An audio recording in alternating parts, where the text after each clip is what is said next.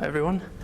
I am a grad student here at Santa Cruz. I'll be talking about central quenching of galaxies via shutoff of gravitational instability, which is something we heard Reinhard talking about this morning. So let me start up by saying that this is a well-known fact, probably. Galaxies at high redshift are very different than galaxies at low redshift. So, for instance, their star formation rates are 20 times higher. You can see that at a fixed stellar mass. So you can see that in this evolution of the star-forming main sequence. Galaxies at high redshift have these giant clumps, as we've been hearing about.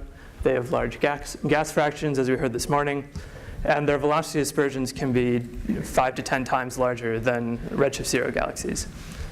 But despite all that, the galaxies are remarkably similar from redshift 2 to redshift 0. In that they are all disk galaxies. They're all forming, most of the stars in the universe are forming along this main sequence. So that raises the question, a few simple questions. How do galaxies make this transition from redshift 2 to redshift 0? And what physical processes are important in driving it? So to answer this question, a lot of people have been telling you about complicated numerical simulations, and that's fine. But we took actually a more economical route, which was to put together a simple 1D disk model. So there isn't actually too much crazy going on here. Just standard ingredients of galaxy formation. Aficionados might recognize this H2 regulated star formation from Krumholtz, Steckel, and McKee. But the really interesting part about this model is these terms, which I've highlighted here, the viscous terms. So if you're setting up a simulation to simulate a galaxy as a function of radius, it's not obvious how you set these terms. So historically, for the past 40 years, people studying accretion disks have basically used an order of magnitude estimate for what sets this viscosity, what sets all these viscous terms. But what we've done is we've put in a system where these terms are set by gravitational instability, and let me explain how that works. So say that you're at some location in the disk, you have Q, and some terms in these equations will tend to drive you towards lower values of Q. And in the real world, if that happened, you would get clumps, you would get violent disk instability, which we've been hearing about. These giant clumps would exert random torques on gas in the disk, and you would increase the turbulent velocity. But the turbulent velocity appears in the numerator here, so you would increase Q again. So there's this argument that really disks should be self-regulating. They should be going along this line between stable and unstable. And we've basically implemented a numerical scheme by which our disks do that. They just short circuit all this stuff and just go along this marginal stability. So, all right, so given all that, what happens in these disks? So I'm showing the gas surface density as a function of radius for redshifts from 2 to 0. So a couple things you can see right away. Starting at redshift 2 and going to redshift 0, the disk is spreading out. And this is a generic feature of accretion disk models in general. And all that's going on is that you're conserving angular momentum. If you want to move gas inwards, you also have to move gas outwards. What's really sort of odd is that at the center, for a while at least, the column density is actually very constant. And this is surprising because you have star formation going on there very, very rapidly. So to explore a bit about what sets this profile, let's look in a bit more detail at this continuity equation. So each of these terms changes the column density of gas at a given radius. So we have three terms here. We have transport, we have star formation plus winds, and we have cosmological accretion. We're assuming that gas comes in with an exponential profile. So the cosmological accretion term will always be positive, and the star formation term will always be negative. You're always going to be losing gas to star formation and winds. But the transport term can be both positive and negative. So if you want to increase the gas content at some radius, you are generally going to have to supply it from elsewhere in the disk. So what I've done is I've computed each of these quantities at every radius and normalized them to 1. So the idea here is that this colored band will always have a height of 1. And if it's exactly between positive 0.5 and negative 0.5, that region of the disk is in equilibrium. So what you can see is this is the fiducial model I just showed you at redshift 2. And you can see in the center of the disk, the disk is in equilibrium roughly. So you have accretion supplying most of the gas. And the sink, which is balancing it at 5 to 10 kiloparsecs, is actually gravitational instability. And I've split it up into gravitational instability going inward, the dark blue, and outward, the light blue. So immediately you can see why the disk would be spreading. You have a ton of mass which is coming in here and moving outwards. Something else which is interesting here is that right in the center, a lot of the star formation is actually being supplied by gravitational instability. So the gas that's falling in here is moving inwards and supplying star formation at the center. So as time goes on, the disk spreads out.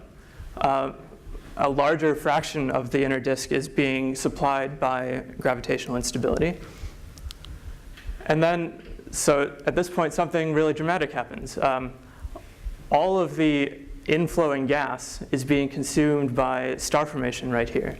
So the gas within this radius is completely shut off from supply except by whatever happens to be directly accreting at that radius. So now all of a sudden this inner part of the disk is no longer in equilibrium. And this is what we call gravitational quenching. And by redshift 0, that region has expanded even further. Okay, so this is a model with a smoothly varying accretion history. What happens if you put in sort of a more cosmologically motivated accretion history?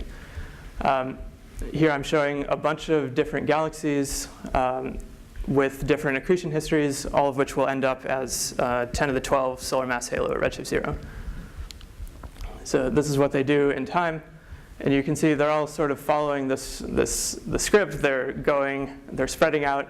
And some of them have this large column density right to the center, but some of them turn over.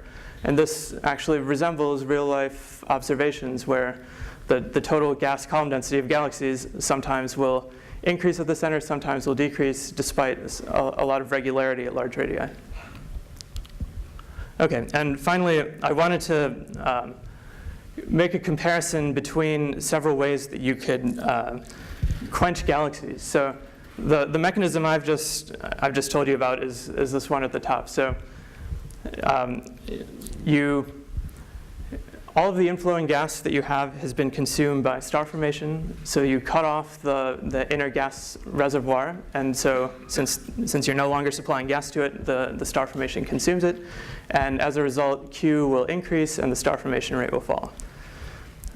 In morphological quenching, you have some mechanism, possibly a merger, which forms a bulge, which increases Q, and so then you still have gas sitting around, and the star formation rate falls. And so I wanted to just draw this distinction because these two methods have sort of very similar symptoms. The star formation rate will fall in both cases, Q will increase in both cases, but they're distinct mechanisms. Okay, so I just wanted to summarize. Galaxies tend towards equilibrium, balance of sources and sinks, not only globally, but also locally at each radius. The inner regions of galaxies can be supplied by gravitational instability and quenched when the gravitational instability shuts off. Thank you.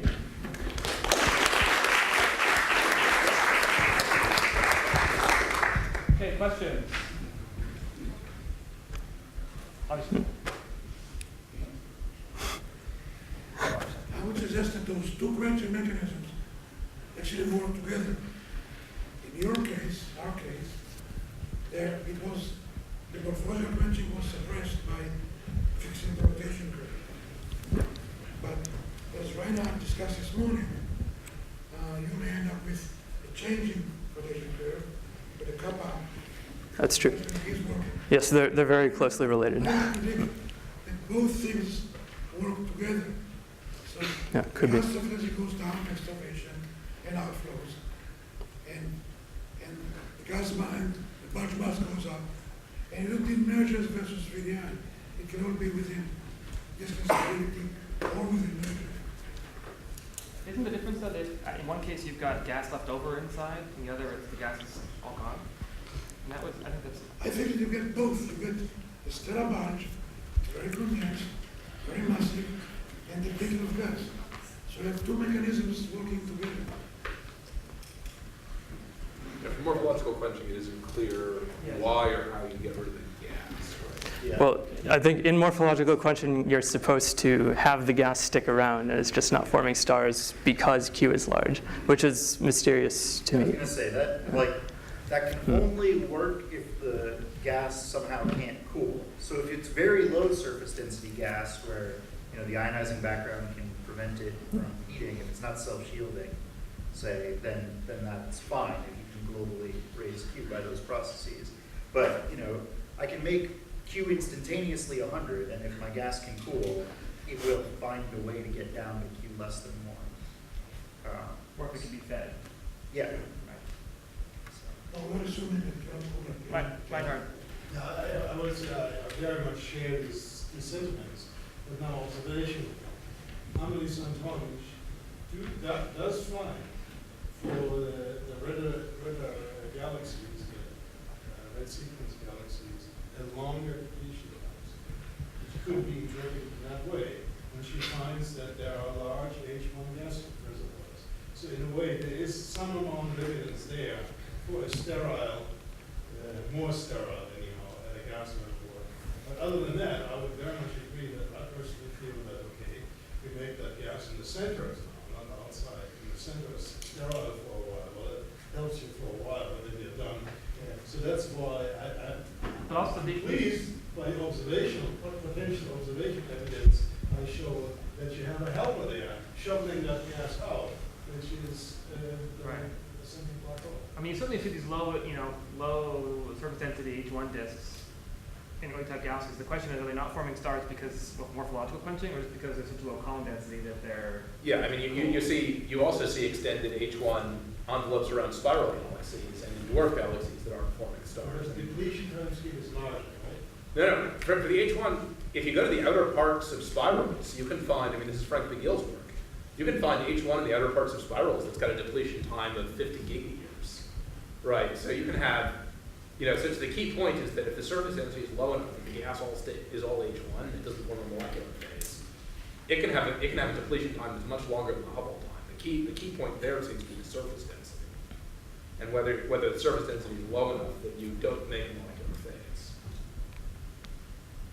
I mean, morphological quenching, the key thing that you would want to look for is a longer depletion time in the molecular phase, not in the atomic